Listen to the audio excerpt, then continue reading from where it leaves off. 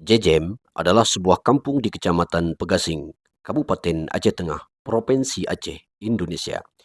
Jarak dari kantor urusan agama KUA Kecamatan Pegasing ke Kampung Jejem sekitar 15 km. Sedangkan jarak dari pusat kota 21 km. Kampung Jejem memiliki sebuah masjid yang bernama Masjid Al-Ansor. Masjid Al-Ansor terletak sekitar 200 meter dari jalan raya. Luas masjid ini 12 kali 8 meter kuadrat. Fasilitas Masjid Al-Ansor, 2 kamar mandi, 1 laki-laki dan 1 lagi untuk perempuan. Aula pengajian dan juga tempat parkir.